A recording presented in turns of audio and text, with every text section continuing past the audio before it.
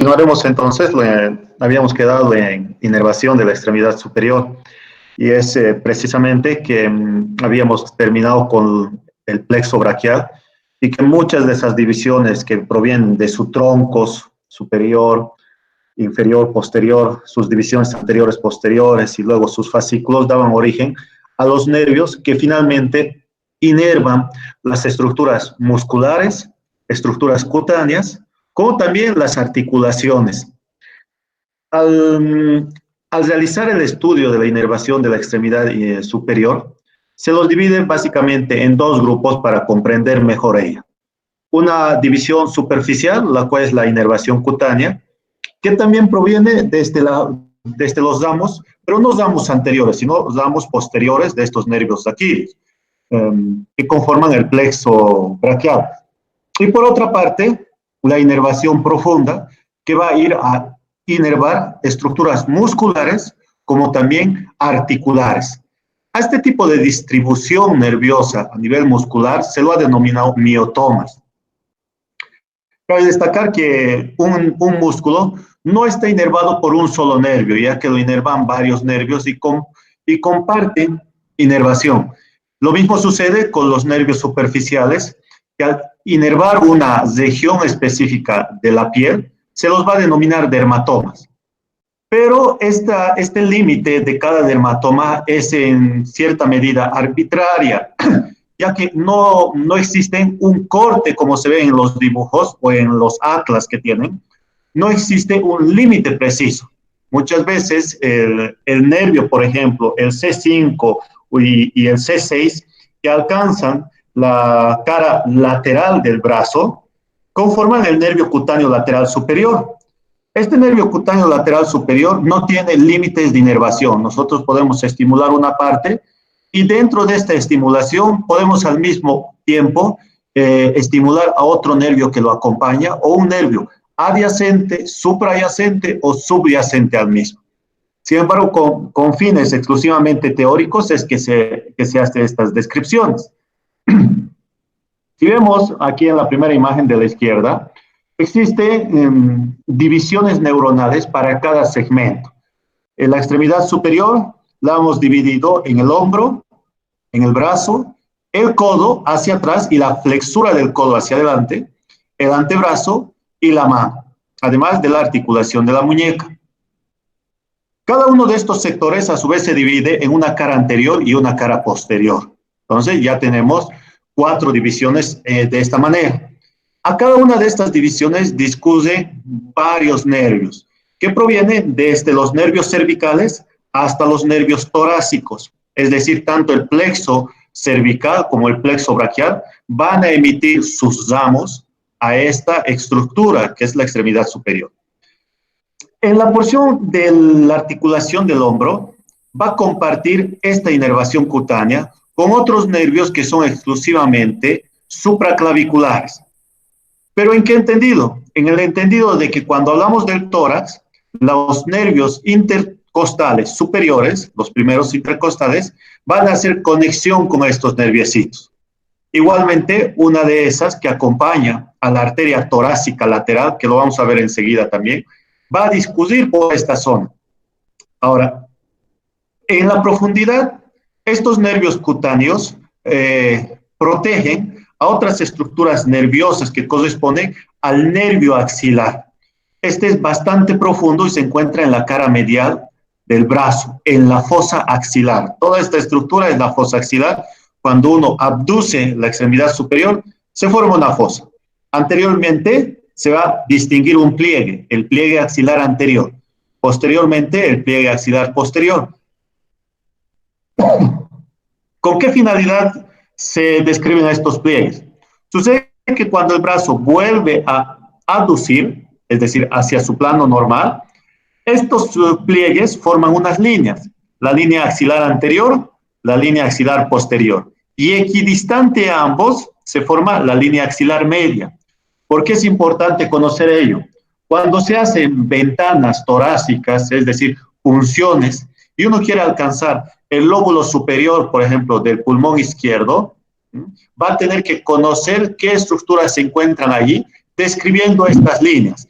línea media axilar, segundo, tercer espacio intercostal. Línea axilar posterior, cuarto espacio intercostal, ya vamos a encontrar a la cisura oblicua. Entonces, para eso nos sirven estas líneas. Las estructuras que se inervan a nivel de la piel también corresponden a ramificaciones provenientes de este nervio profundo, que es el nervio axilar. Este nervio axilar, además de brindar inervación al músculo deltoides, como al coraco braquial, algunas ramificaciones, va a extenderse hasta la piel que cubre la articulación del hombro. Inmediatamente, dirigiéndose medial y en la profundidad, lo acompaña otro de los nervios del plexo braquial, que es el nervio radial. Este nervio radial se encuentra en la profundidad y va a comenzar a dar ramitas para inervar al músculo bíceps braquial al braquial. Por otra parte, manda también ramas que se van en la cara medial del brazo, que son el nervio intercostobraquial, porque este va a compartir dos divisiones, una que se va a ir a la pasilla costal y otra que exclusivamente se queda en la pared medial del brazo. Estos nervios, sin embargo, no se encuentran solos en su trayectoria profunda, ya que lo acompaña uno de los nervios que se forma a nivel de los fascículos del plexo braquial, que es el nervio músculo cutáneo. En su trayectoria va a penetrar, va a perforar al músculo coracobraquial. Discurre paralelo a estos otros dos nervios hasta llegar a la flexura del codo, poniéndose luego anterior a la tróclea, una vez que hace una especie de abrazadera hacia el epicóndilo medial. Luego se va ramificando en aquellos nervios radial y cutáneo, pero accesorios, porque el nervio radial propiamente y el nervio cubital provienen desde arriba, en la profundidad. En su trayectoria, tanto el nervio radial como el cubital van a acompañar a otro nervio que se encuentra sobre la membrana interósea. Es el nervio mediano. El nervio mediano ingresa inmediatamente por debajo del ligamento transverso del carpo, o también denominado para algunos autores como el retináculo flexor, formando el túnel carpiano. Y lateralmente, el nervio radial va a discurrir sobre la tabaquera anatómica. Medialmente, el nervio ulnar va a esquivar hacia la apófisis estiloides del cúbito. La distribución de ellos finalmente es como se ve en la imagen. El nervio mediano es quien inerva la mayor parte de las manos, de la mano que corresponde. Siendo la mano izquierda esta, va a inervar una gran parte del dorso, como la palma, correspondiente a la región tenar. El dedo pulgar, el dedo índice, el medio. Y una mitad, la mitad lateral del dedo anular. El nervio radial, sin embargo, se hace más lateral e inferior, va a ir hacia la cara palmar. Este nervio radial inerva una porción de la región tenar lateral, la cara palmar de la mano, y el nervio ulnar o cubital inerva aquella mitad del dedo anular y el dedo meñique, junto con el dorso de la mano que corresponde al cuarto y quinto metacarpiano. En la superficie, los nervios se distribuyen como nervios cutáneos. Todos estos son nervios cutáneos y están distribuidos por colores. Este límite que se establece no es preciso.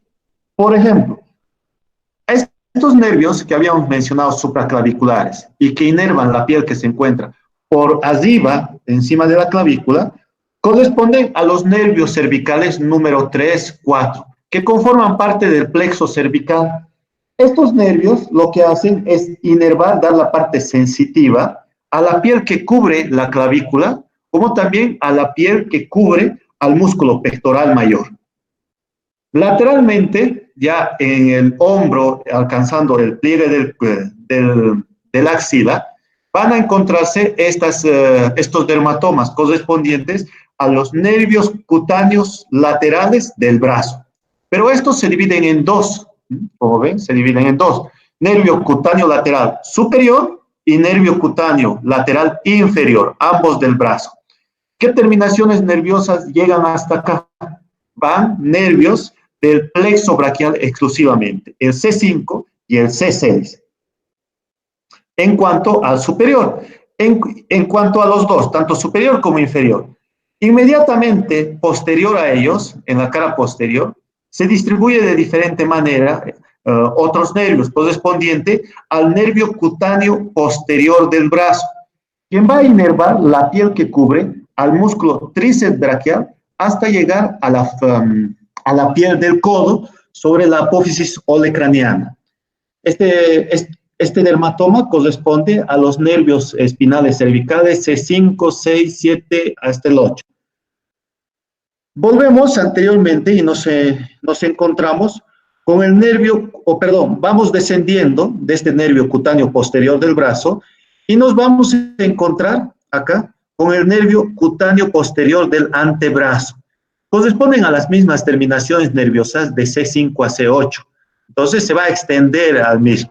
Pero sin embargo se ve limitado hacia los lados por los nervios cutáneos lateral hacia afuera, lateral, y nervio cutáneo medial hacia adentro, del antebrazo, en la cara posterior. Pero también van a alcanzar la cara anterior, hacia su plano o eje sagital que ubica en el antebrazo, en su cara anterior, es decir, en la mitad exacta de ambos. Son los nervios cutáneos lateral y medial del antebrazo. Estos dos dermatomas que se encuentran acá corresponden a fibras nerviosas del nervio raquídeo número 8, la T1, la torácica número 1, y en algunas ocasiones va a alcanzar la torácica número 2. Pero esta última, sobre todo, corresponde a inervación del nervio cutáneo lateral, medial del antebrazo, a este nivel. Finalmente, hay otro nerviecito acá en el centro, que corresponde al nervio T12, y se denomina el nervio intercostobraquial, que además de inervar la cara interna, acá, inerva también la región torácica lateral, entre la línea axilar anterior y la línea axilar posterior. Cuando uno estimula estas zonas, estas diferentes zonas, lo que hace es despertar sensaciones táctiles de dolor, presión, hormigueo, cosquilleo, etc. Cuando uno estimula estas regiones, por ejemplo, la cara lateral del brazo, acá, donde estaban los nervios cutáneos lateral superior e inferior del brazo, si pellizcamos a una persona a ese nivel, vamos a estar estimulando al nervio número 5 del plexo braquial, es decir, el quinto nervio espinal que sale de la médula espinal. Está exclusivamente en esta cara lateral. Si yo quiero, digamos, estimular al dedo pulgar a este nivel, y sobre todo la cara lateral del antebrazo, esta porción corresponde a la sexta raíz nerviosa de los nervios raquídeos. Seguimos con el plexo braquial a este nivel. Lo mismo sucede con el dedito medio y el dedo anular, pero del anular solamente esta mitad lateral. Cuando nosotros pellizcamos o es que nos da escozor a ese nivel o cualquier tipo de molestia, es la octava raíz nerviosa la cual va a estar siendo estimulada. Lo mismo sucede a nivel de la cara medial del antebrazo, acá, y de la cara medial inferior del brazo. Toda esta zona va a comprender al nervio espinal número 1 de las raíces torácicas.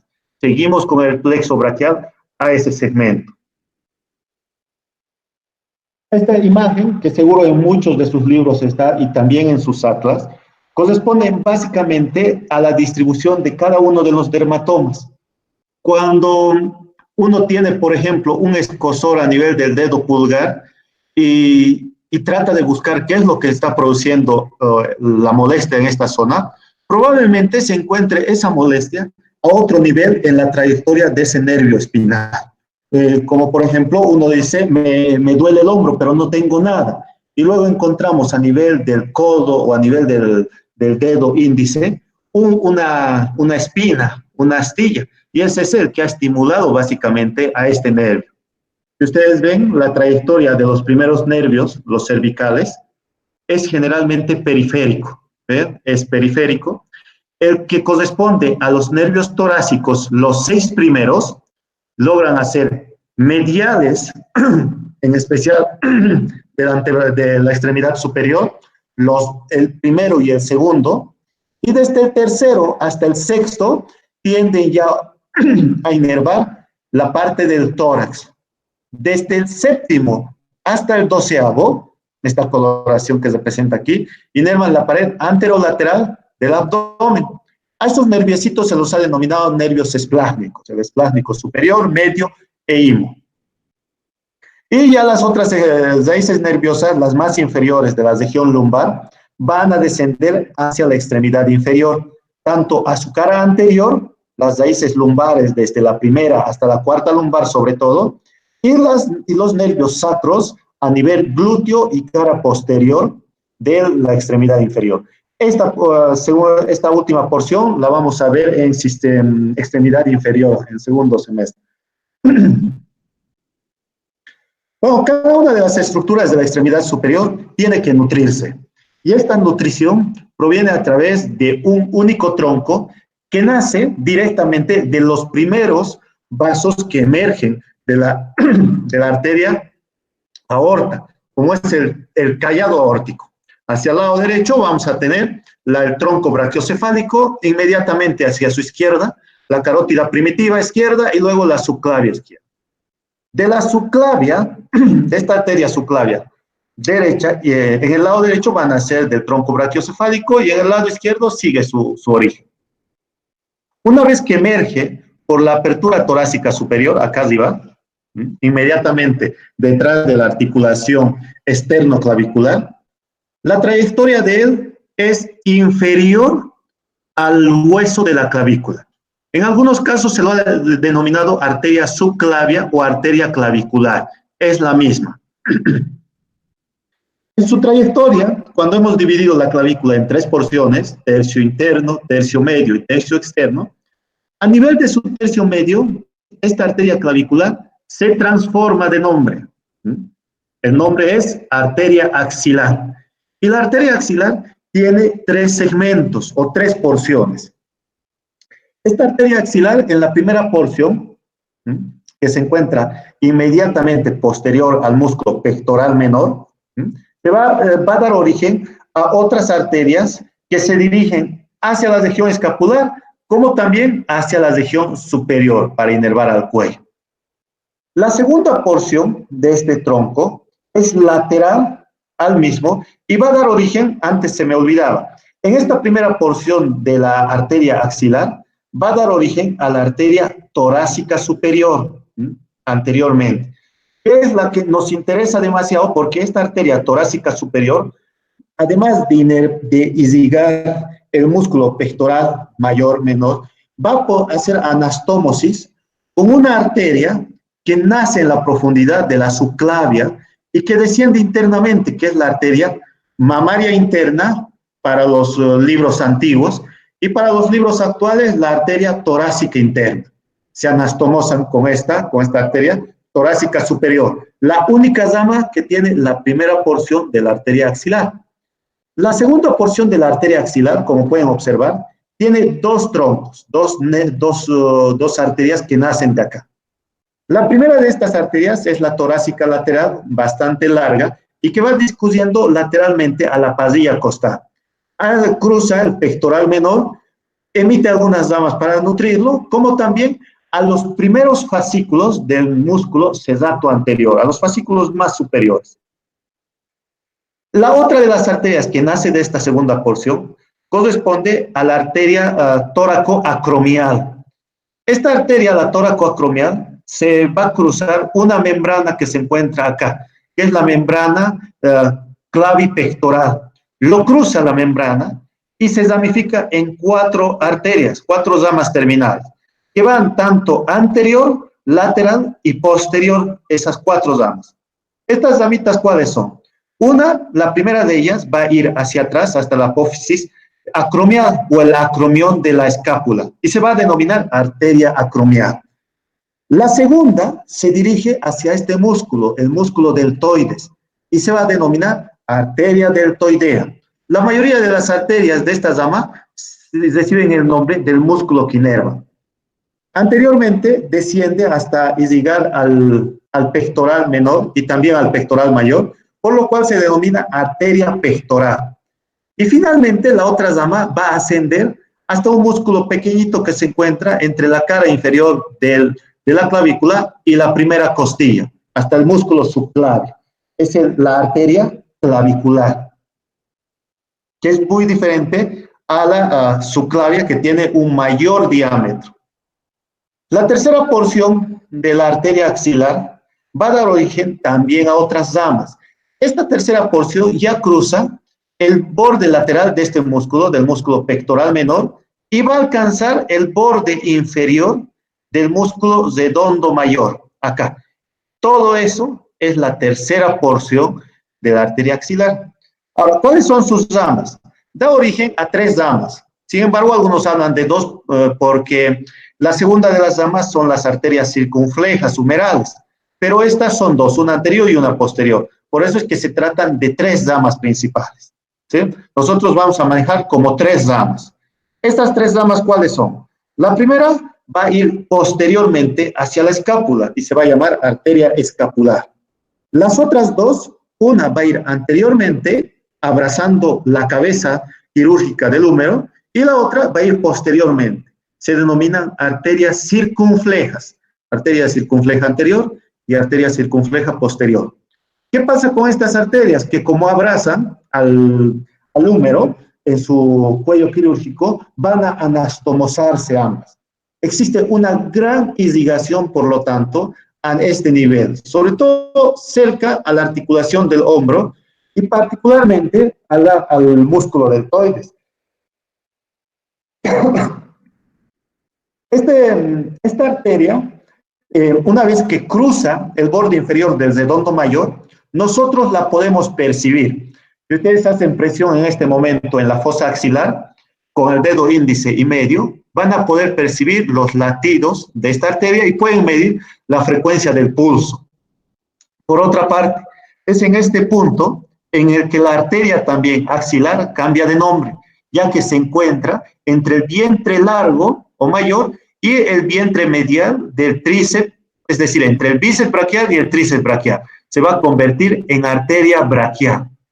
Esta arteria braquial ya es la misma arteria, como pueden ver, viene la subclavia, axilar y luego braquial. Es el segmento en el cual establece qué nombre va a recibir. La arteria braquial, que ya se ve acá, después de esta circunfleja braquial anterior y posterior, esta arteria braquial se ramifica en braquial superficial y braquial profunda. Esta braquial profunda está bastante pegada hacia la diáfisis del húmero. Y también va a ser perceptible el pulso, aún siendo profundo. Si ustedes en este momento siguen la trayectoria de la arteria axilar y descienden por la cara medial o interna del brazo y apretan con fuerza a nivel de esa región, van a encontrar un surco que es producido por el músculo bíceps braquial y el tríceps braquial. En ese surco se encuentra la arteria braquial profunda, que es la de mayor calibre que la superficial. Ambas se conectan gracias a una serie de arterias perforantes. Se conectan ambas. Una vez que se cosen, se acompañan también de los nervios que hemos visto, sobre todo acompañan al nervio radial. Esta arteria, esta medial, va a discurrir inferiormente hasta alcanzar el epicóndilo medial. Una vez que alcanza el epicóndilo medial, da una serie de ramitas, como se ve acá.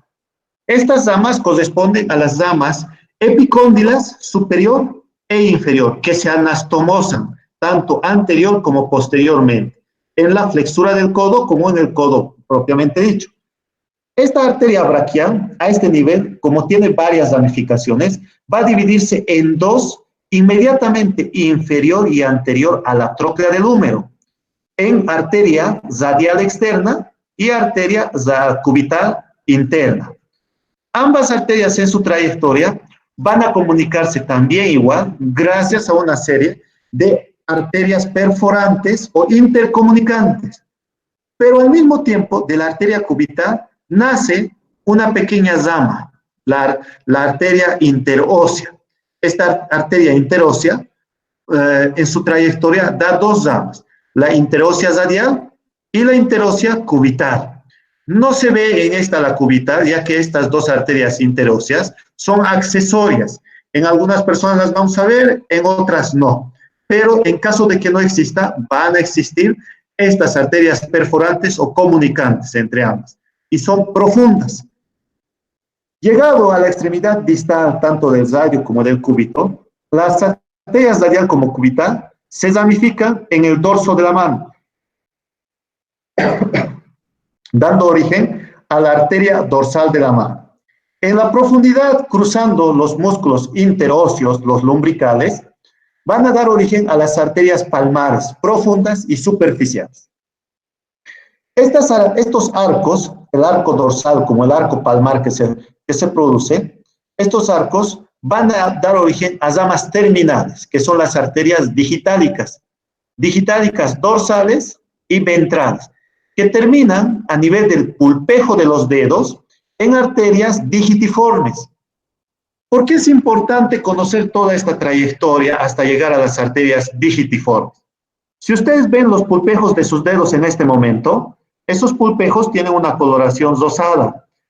Esto me indica que el flujo sanguíneo a este nivel es adecuado y además de que la cantidad de sangre cargada por hemoglobina también es adecuada. ¿Qué sucede si sus pulpejos tienen una coloración parduzca, amarillenta o pálida y no son rosados? Me está dando a entender primero que el flujo sanguíneo a ese nivel no es el adecuado. Segundo, que puede sufrir un proceso de parasitosis y manifestarse como anemia. En la anemia, la hemoglobina desciende y no va a haber, porque no hay hierro que puedan utilizar los glóbulos rojos. Así que la cantidad de oxígeno que lleva por la sangre va a ser poca. Y en lugar de que estén rosaditos sus pulpejos, van a estar pálidos. Y tercero, si los pulpejos de los dedos están azules, quiere decir que en alguna parte existe una obstrucción o se produjo una vasoconstricción, como sucede en la enfermedad de Reyer. Cuando uno va al altiplano o hace frío, de algunas personas sus pulpejos, incluso toda la mano se pone azul, es porque se produce vasoconstricción en alguna de estas arterias, limitando el flujo de sangre a nivel distal. Por otra parte, nosotros podemos determinar también en qué nivel de conservación se encuentran estas estructuras vasculares. ¿Qué es lo que hago? Me miro nuevamente los pulpejos de mis deditos y de la mano izquierda. Con mi mano derecha utilizo mi dedo índice y pulgar. Con el pulgar comienzo a presionar en los pulpejos de mis dedos de la mano izquierda. Inmediatamente al presionar se vuelve pálido. Eso es normal. Pero se vuelve a poner rosado en menos de 2 segundos. Si tarda más de 2 segundos, quiere decir que ustedes son unos buenos candidatos para sufrir a la larga un infarto de miocardio, porque en estas arterias se debe estar acumulando grasa y esa grasa está obstruyendo. Es igual que los trombos. En este caso, la grasa se llama ateromas. Esos ateromas se van acumulando y pues van a obstruir finalmente el flujo sanguíneo. Si esto ya está sucediendo a nivel periférico en la extremidad superior, imagínense qué puede estar sucediendo a nivel del corazón. De seguro que ya hay problemas allí y esta persona se cansa al caminar, no puede trotar, hacer actividad física. Hay que pedirle laboratorios para confirmar un electrocardiograma y pues evitar de que se vaya con San Pedro. Bueno, aquí está la división de la arteria braquial. Miren sus ramas. Estas ramitas, las epicóndilas superiores como inferiores, son arterias recurrentes también, porque aquellas que nacen a nivel de la ulnar, por ejemplo, da origen a la recurrente superior, esta, porque vuelve a ascender hacia el epicóndilo para hacer anastomosis. Tiene una rica vascularización las articulaciones a nivel de la extremidad superior. Hemos visto con las circunflejas acá en el hombro, estamos viendo, acabamos de ver en la articulación del codo, en la articulación de la muñeca sucede lo mismo. Ahora, aquella sangre que había sido dirigida hasta los pulpejos, tienen que ser drenadas una vez que estas son utilizadas por las células. El drenaje es en sentido inverso y también también va a tener una particularidad, que estas venas van a contener válvulas, pero no tantas válvulas como tiene a nivel de las extremidades inferiores. Acompañan las venas profundas a las arterias que hemos descrito. Sin embargo, gracias a ellos, las venas se dividen en dos grupos. Venas superficiales, las cuales uno las ve macroscópicamente una vez que uno extiende la extremidad superior. Y las venas profundas, las cuales no las vamos a ver porque están protegidas por los músculos y acompañando a las arterias. A estas últimas venas también se los denomina venas satelitales. Las venas satelitales que vienen acompañadas de la arteria radial, cubital, luego van a alcanzar la plexura del codo para formar una sola arteria, una vena, la vena braquial profunda. Esta vena braquial profunda discurre medialmente por el brazo hasta alcanzar la fosa axilar, acá. Una vez que llega a la fosa axilar, se convierte en vena axilar. Pero a esta vena axilar también drenan las venas superficiales. En algunos casos, una de esas venas no va a drenar en la axilar, sino va a ir a la subclavia. ¿Cuáles son estas venas? Y que nosotros las utilizamos diariamente y ustedes las van a conocer. Cuando ponen suero, cuando ponen un medicamento hacia las venas, corresponden a la vena cefálica externamente y a la vena basílica internamente. Ahora, estas venas, ¿cómo se forman? La vena cefálica, esta externa, esta vena cefálica nace a nivel del dorso de la mano por la confluencia de los arcos venosos dorsales. Va a nacer a ese nivel. Entonces, una vez que se forman todos estos nervios, estas venas dorsales, forma la vena cefálica. La vena cefálica recorre lateralmente el antebrazo hasta alcanzar el pliegue del codo anteriormente, donde se une con otra vena, la vena mediana, esta vena mediana. Esta vena mediana, ¿dónde nace? Nace a este nivel, a nivel de la base y en el dorso del dedo pulgar, nace a este nivel esa venita mediana. Es esta vena mediana la que nosotros vemos en la flexura del codo. Si ustedes extienden su brazo y comienzan a abrir y cerrar la palma de la mano, se va a notar esta vena mediana, que es donde les pinchan a ustedes para tomar sangre, para aplicar medicamentos. Una vez que hace este tipo de anastomosis, la vena cefálica sigue su dirección anterolateralmente sobre la fascia aponeurótica braquial. En su trayectoria puede emitir pequeñas ramas colaterales, como ven acá, para anastomosarse con la vena basílica.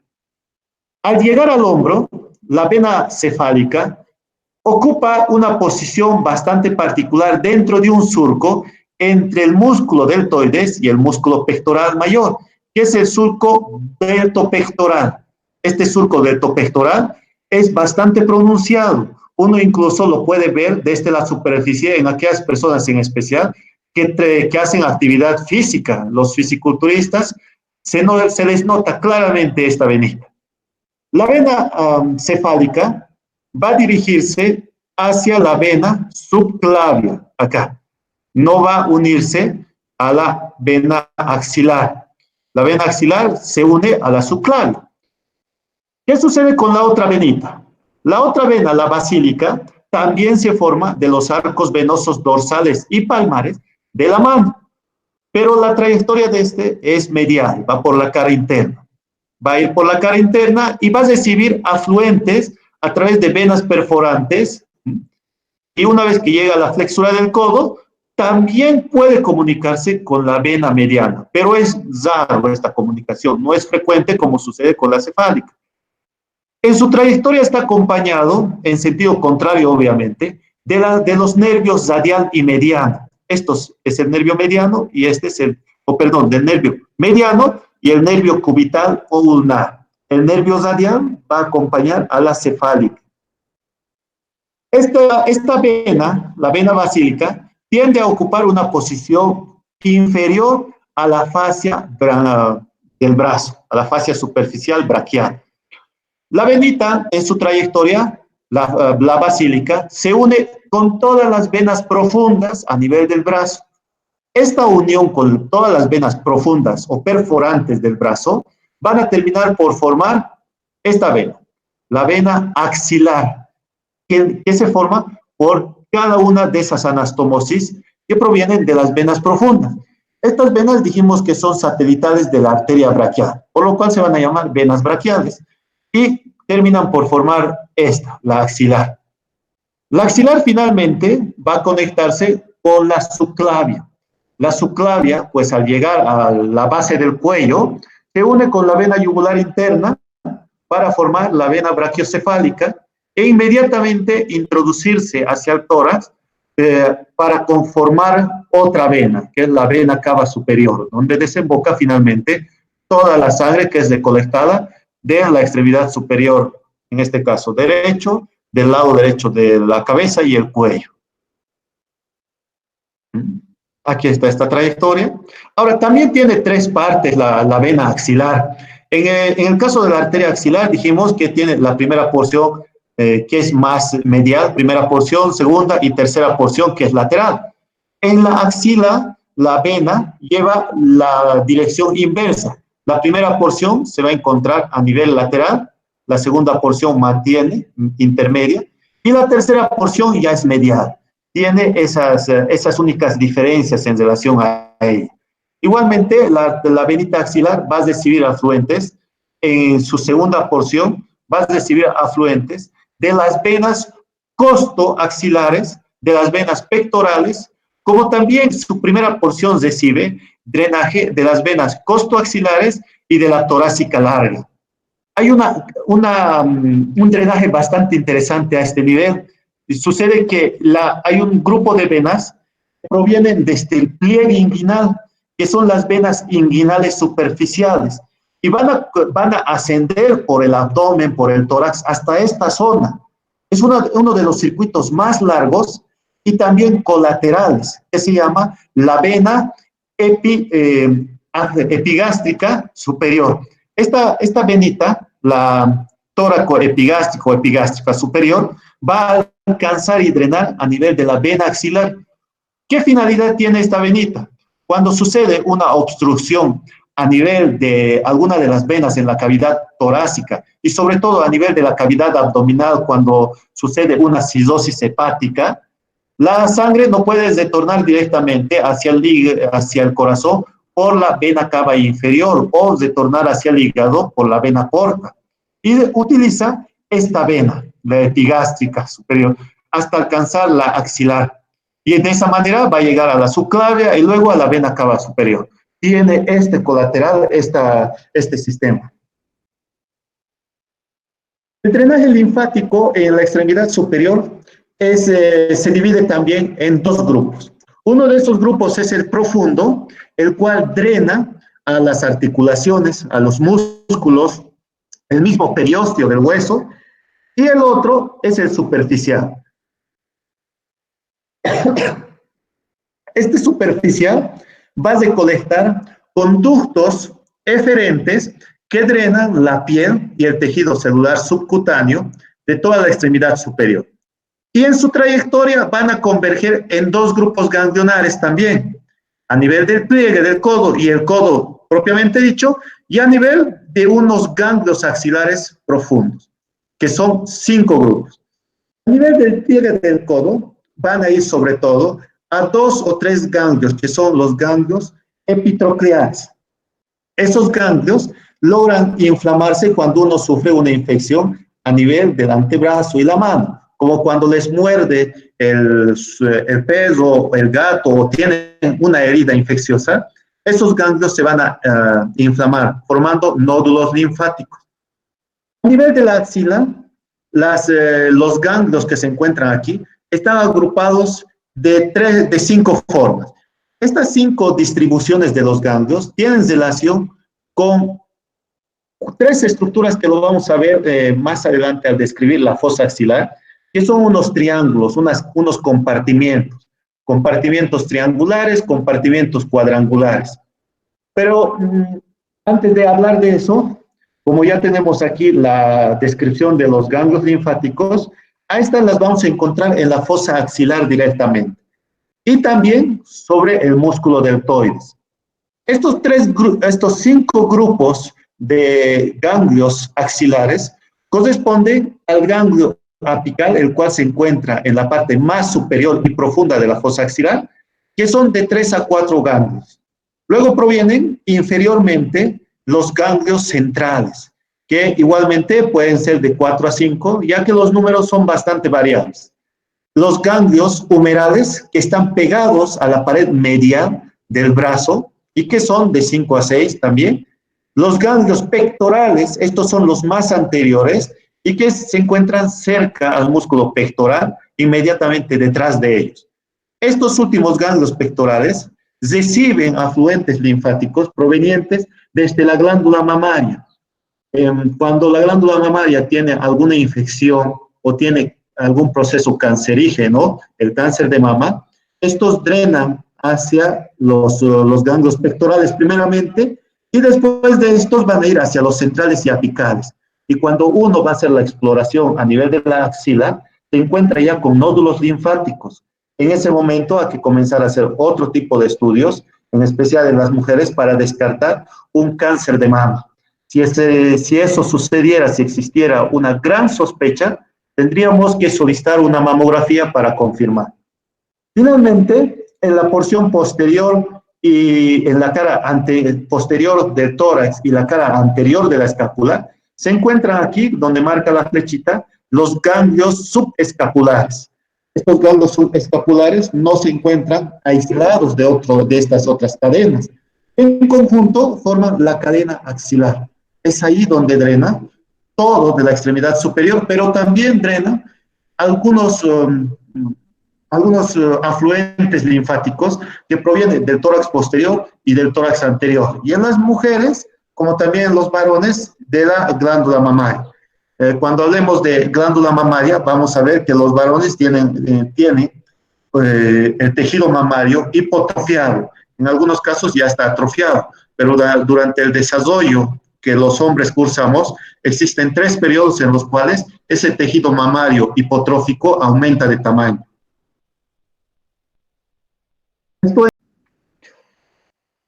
La mayoría de los músculos que hemos visto en la pared torácica posterior como anterior, también intervienen en actividades motoras en la extremidad superior. Sin embargo, cuando hablamos exclusivamente de la extremidad superior, muchos de esos músculos logran caer en grupos musculares. Esos grupos musculares básicamente son 3, y en los cuales vamos a volver a hablar de los músculos que ya habíamos visto en el tórax. Por ejemplo, la división de estos grupos musculares, uno de ellos, ven acá, son los músculos axioapendiculares anteriores, también hay los axioapendiculares posteriores y los escápulo-humerales. ¿Por qué se los denomina así? Primero, el término axio viene del eje axial ofrecida por la columna vertebral. Ese es el eje axial. Hacia el eje axial de la columna vertebral, ¿quiénes están guardando contacto? Los músculos que se encuentran inmediatamente adyacentes a ellos, como es el músculo trapecio, el romboides mayor y menor, el dorsal ancho, etc.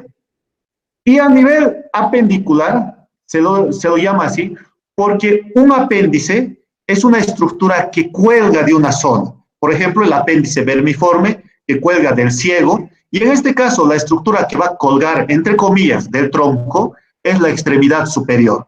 Por este motivo se los denomina músculos axioapendiculares. Ahora, dependiendo si estos músculos axioapendiculares provienen desde el tórax posterior, se denominarán axioapendiculares posteriores.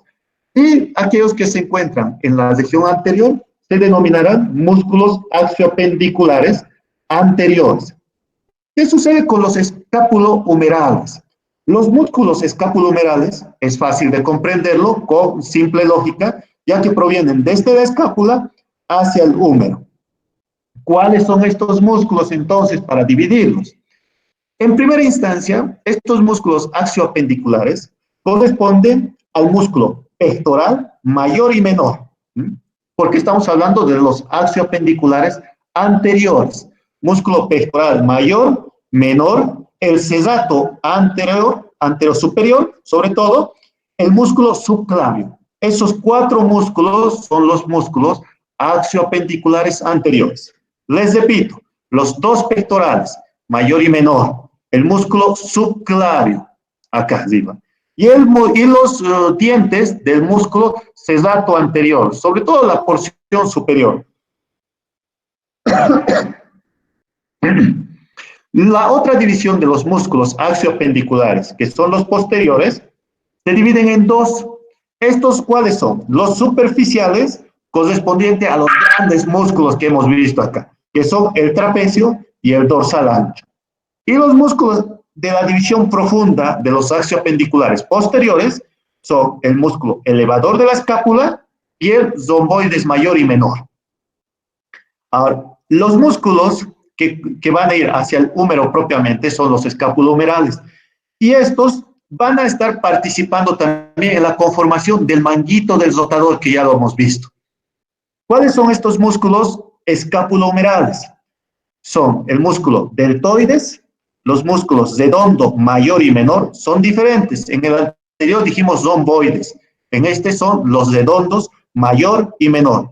El supraespinoso, el infraespinoso y el subescapular. Dijimos que el supraespinoso, infraespinoso, subescapular y el redondo menor se van a unir a un solo tendón que conforma el tendón del manguito del rotador.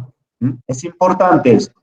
Ya aclaradas estas divisiones, vamos a verlo de manera rápida, ya que muchos de estos han presentado ustedes en sus trabajos y también los hemos ido viendo en las descripciones que hemos hecho a medida del avance de los temas. Vamos a comenzar con los músculos axioapendiculares anteriores. El primero de ellos, y el más robusto, corresponde al músculo pectoral mayor. El músculo pectoral mayor tiene una aponeurosis que lo individualiza de la pared anterior del tórax, es decir, de la piel que se encuentra en ella, y posteriormente lo separa del pectoral menor. Esta fascia, que se denomina la fascia pectoral, es muy importante. ¿Por qué? Porque sobre ella reposa la glándula mamaria. Es esta estructura la cual limita también que las infecciones o el cáncer de mama se extienda hacia la profundidad. Por otra parte, también es importante cuando uno hace una mastectomía radical. ¿Qué quiere decir esto? Que les van a amputar la mama o el seno. Cuando uno tiene cáncer de mama en etapas tempranas, se les hace la mastectomía. Se les retira junto con el pectoral mayor, ya que su fascia establece un límite para que en la parte posterior no comprometa al pectoral menor. ¿Y por qué se lo saca si tiene esta su fascia? Para evitar, para tener siempre la cautela de que alguna célula cancerígena se encuentre todavía ahí y pueda migrar hasta los ganglios o hacia estructuras profundas. En cuanto a su inserción y orígenes, tiene diferentes inserciones. Se inserta a nivel de la clavícula, sobre todo en su mitad media, inmediatamente lateral a la inserción del músculo esternocleidomastoideo que se encuentra acá. Medialmente se va a insertar en el borde lateral y en una porción de la cara anterior del esternón. ¿Okay? También va a compartir inserción sobre los primeros cartílagos costales, sobre todo los primeros 6 cartílagos costales, y obviamente en la parte inferior va a compartir unas fibras aponeuróticas que provienen desde un músculo de la región abdominal, que es el oblicuo mayor o el músculo oblicuo externo. Este conjunto de fibras carnosas que corresponden al músculo pectoral mayor hace que sea uno de los músculos más robustos de esta región axioapendicular anterior.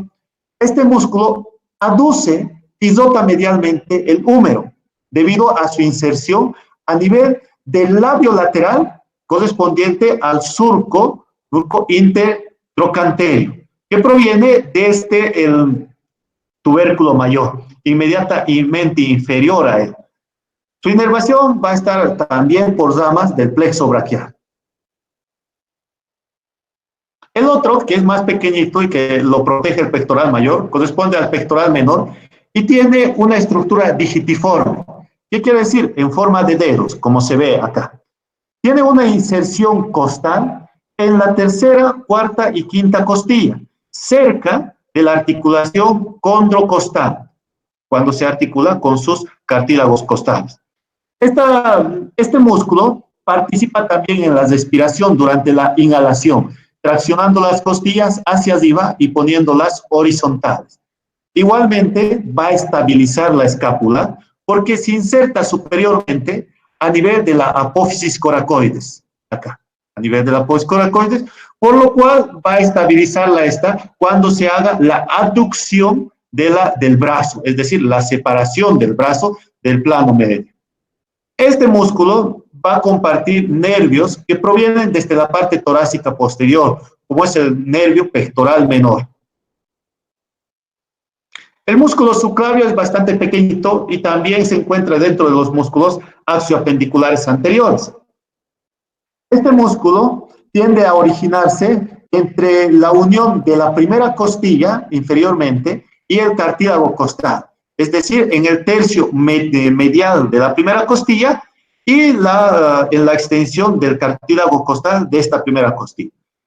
Asciende hasta la cara inferior y tercio medio de la clavícula, posteriormente a la inserción del músculo pectoral mayor. ¿Qué es lo que hace este músculo? Lo que hace es descender la clavícula durante la exhalación. ¿Por qué no es durante la inhalación? Porque su origen en este caso es inferior, no es superior. El músculo sedato, todos los músculos sedatos se los denomina porque tienen forma de sierra, como ven. El sedato anterior básicamente comparte inserciones con las costillas, sobre todo al relacionarse con los músculos intercostales. Va a partir externamente desde los ángulos de las costillas, sobre todo desde de las primeras 8 costillas, y se dirige luego posteriormente hasta alcanzar la escápula, en la fosa escapular o subescapular, alcanzando igualmente a insertarse tanto en el borde lateral como en el ángulo inferior. Así como participan en el descenso de las costillas durante la exhalación, igualmente estabilizan a la escápula protegiéndolo de cualquier traumatismo que suceda de lateral hacia medial. Todos estos corresponden a estos músculos de la región axioapendicular anterior. Es un resumen más o menos de dónde se encuentran cada uno de ellos. Son músculos sobre todo de la región anterior que tienen algún grado de comunicación o función con la extremidad superior. Sobre todo el tema de rotación y aducción con el brazo. Su inervación en general corresponde a nervios que provienen del plexo braquial, a excepción de una de ellas, por ejemplo, el pectoral menor, que va a tener ramas también provenientes de los nervios intercostales, por las cuales está cerca de esta zona. La gran mayoría, pero, del plexo braquial.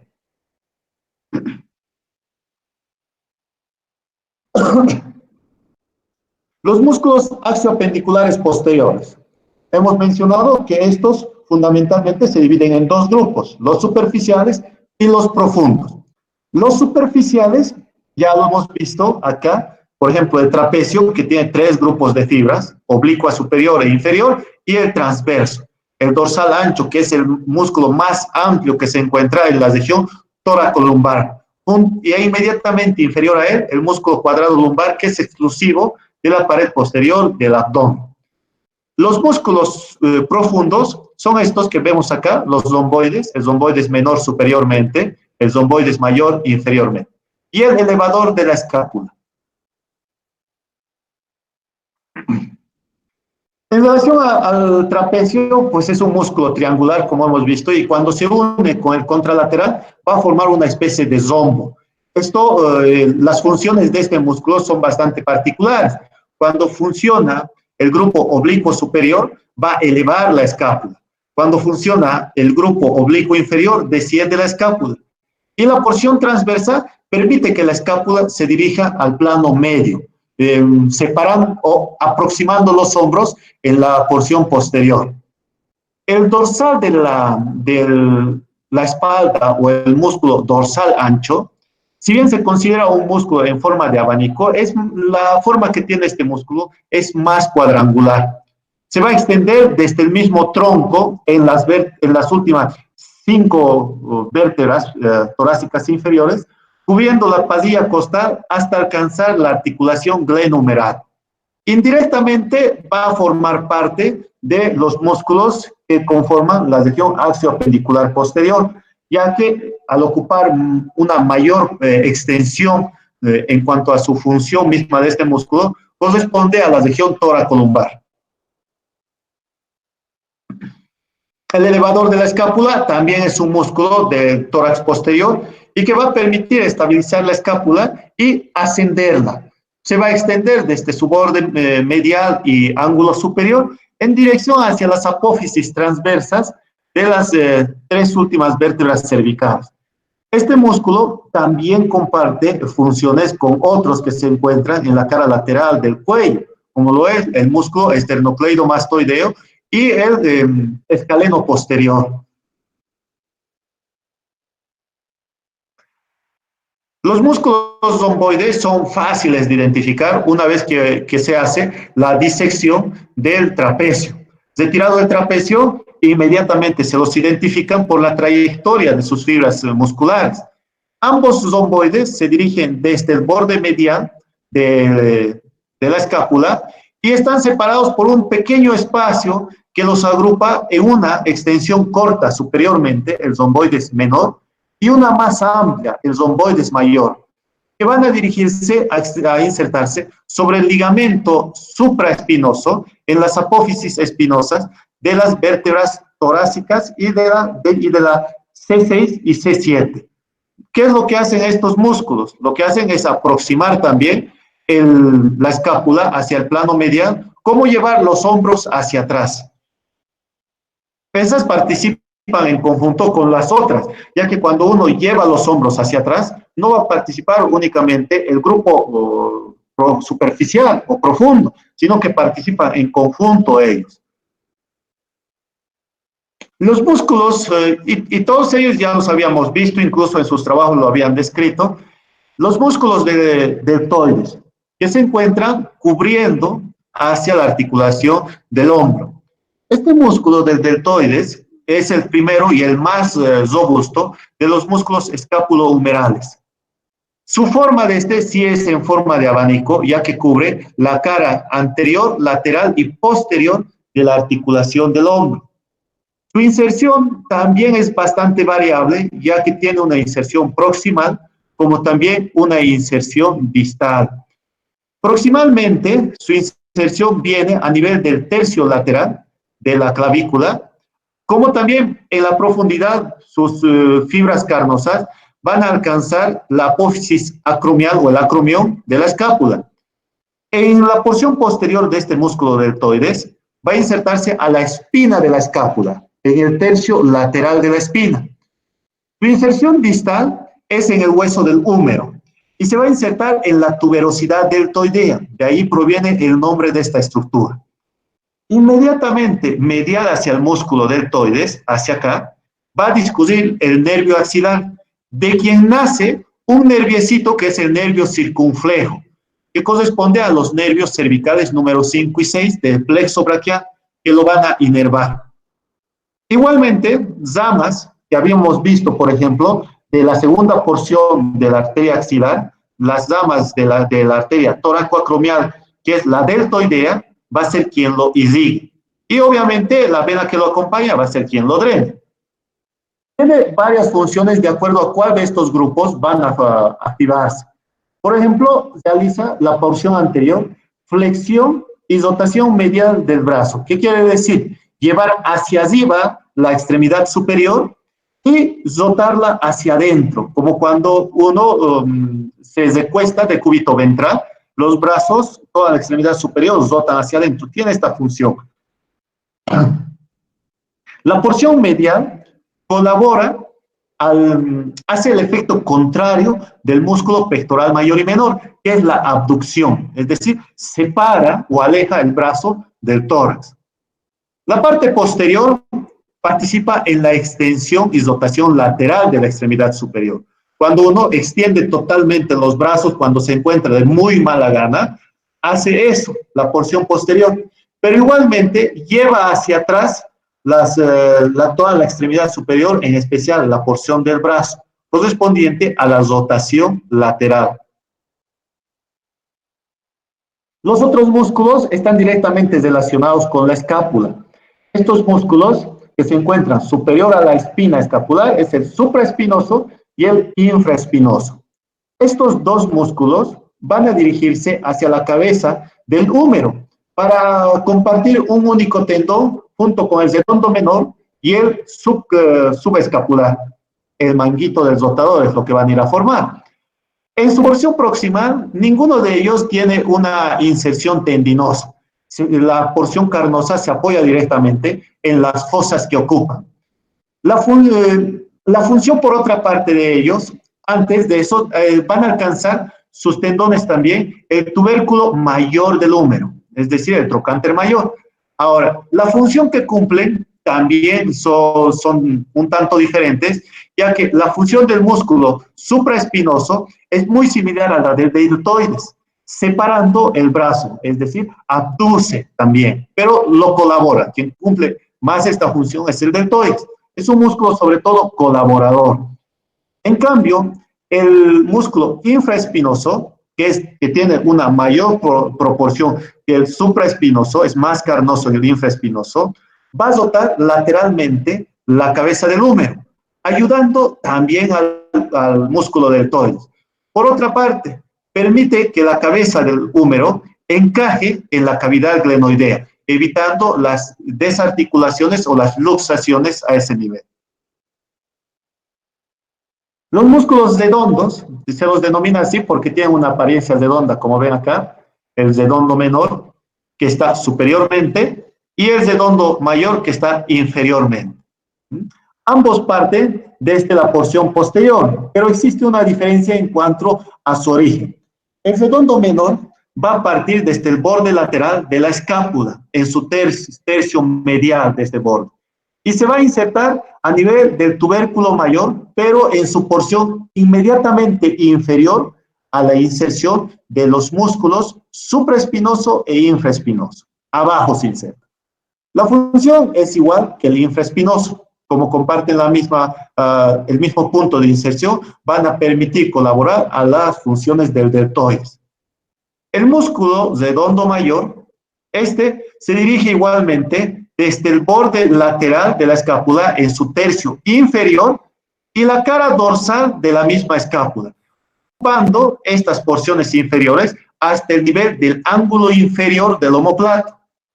Se va a dirigir superior y lateralmente hasta alcanzar el surco intertrocantérico, donde va a encontrarse delante de la inserción del músculo pectoral mayor. Este músculo lo que hace es aducir, es decir, comparte la función con el músculo pectoral mayor, aproxima el brazo hacia el tórax. Igualmente, como comparte la función del pectoral mayor, lo que hace es rotar medialmente el brazo. El músculo subescapular se encuentra en la fosa subescapular. Es uno de los músculos más profundos de este grupo escápulo-humeral. Su inserción proximal básicamente es directo sobre la fosa escapular a través de estos grupos carnosos de fibras musculares. Al igual que los anteriores, va a formar parte del manguito del rotador, insertándose en este caso en el tubérculo menor, y sus fibras se entremezclan con con los tendones de los otros músculos. Este músculo, el subescapular, va a colaborar al músculo pectoral mayor, como también al músculo redondo mayor, rotando medialmente y fijando sobre todo la cabeza del húmero a la cavidad glenoidea, evitando la desarticulación. En general, todos estos músculos, lo que van a hacer los músculos del grupo axiopendicular, anterior, lateral y el grupo escápulo-humeral, básicamente es mantener la articulación del hombro en su posición. Cuando uno hiperextiende las extremidades superiores o también cuando uno abduce demasiado, son estos músculos los cuales van a protegerlo. Al ver las imágenes, han podido notar que estos músculos son bastante grandes, por lo cual cuando uno utiliza estos músculos, inmediatamente sufren una hipertrofia notoria. Y es lo que se manifiesta cuando uno va al gimnasio. Cuando hace, por ejemplo, ejercicios de aducción y abducción repetitivamente, el primero de los músculos que va a sufrir hipertrofia es el pectoral. Los otros músculos, por ejemplo, el cuádriceps femoral, tarda más todavía, aún siendo un músculo robusto, pero tiene 4 vientres.